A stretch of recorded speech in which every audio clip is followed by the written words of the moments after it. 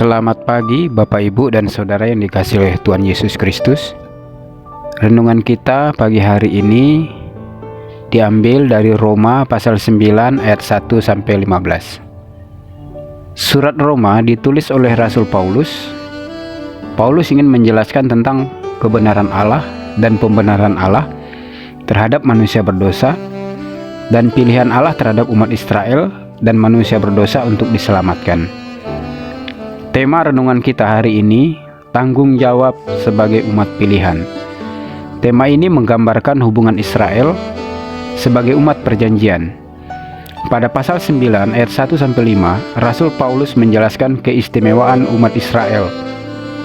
Keistimewaan itu bukan atas penilaian Rasul Paulus sendiri, menurut pemahamannya sebagai umat perjanjian, tetapi penilaian yang datang dari kebenaran dalam Kristus, dari suara hati dan kesaksian Roh Kudus. Roma 9 ayat 1. Bahwa umat Israel memiliki keistimewaan tersendiri di antara umat manusia yang mendiami muka bumi ini. Apa yang menjadi keistimewaan umat Israel? Pertama, dari segi nama, Israel adalah nama pemberian dari Tuhan sendiri. Nama yang memiliki konotasi hubungan Tuhan dengan umatnya. Di mana ada Israel, di situ ada Tuhan yang berkuasa dan berdaulat. Roma 9 ayat 4. Kedua, umat Israel diangkat oleh Allah menjadi anak. Status mereka bukan budak di hadapan Allah, tetapi dipanggil anak. Yang memanggil mereka anak adalah Allah sendiri. Beginilah firman Tuhan. Israel ialah anakku, anakku yang sulung. Keluaran 4 ayat 22. Ketiga, Israel mendapat kemuliaan dari Tuhan. Tuhan yang maha mulia datang tinggal di antara mereka. Mereka melihat api kemuliaan Tuhan di Sinai, di kemah suci, bahkan menyatakan diri dalam tiang awan dan tiang api. Israel disebut umat kemuliaan dan kesayangan Tuhan. Keempat, mereka mendapatkan perjanjian-perjanjian, hukum Taurat, ibadah-ibadah yang datang langsung dari petunjuk Tuhan. Janji-janji Tuhan, bapak-bapak leluhur, misalnya Abraham, yang imannya dapat menjadi contoh dan teladan bagi kita. Yang terakhir adalah Mesias, Juru Selamat dunia, datang dari keturunan bangsa Israel.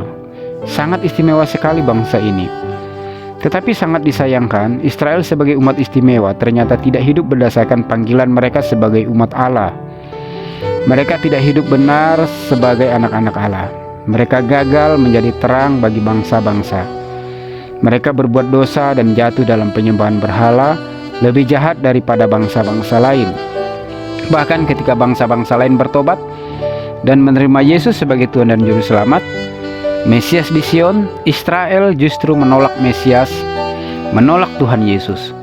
Berkali-kali Tuhan menghukum Israel agar mereka bertobat dan hidup benar sesuai hukum-hukum Tuhan, agar mereka hidup sesuai dengan status mereka sebagai umat Tuhan. Tetapi umat Israel gagal. Rasul Paulus melihat, walaupun Israel gagal menjadi terang bagi bangsa-bangsa, Allah mereka tidak pernah gagal dan tidak pernah menyesal memilih Israel sebagai umatnya dan anak-anaknya. Saudara yang dikasihi Tuhan, hidup sebagai umat Tuhan, sebagai umat perjanjian, sebagai anak-anak Allah adalah status istimewa yang diberikan Tuhan bagi gerejanya. Status istimewa ini menuntut tanggung jawab kita dalam menjalaninya. Kita dituntut untuk menjadi garam dan terang dunia, dituntut hidup benar di tengah-tengah dunia yang berdosa ini. Jangan kita menjalani status kita sebagai anak-anak Allah dengan hidup menurut keinginan daging, karena akan menuju kepada penghukuman. Semoga kita diberikan kemampuan menjalani hidup sebagai anak-anak Allah. Amin. Tuhan Yesus memberkati.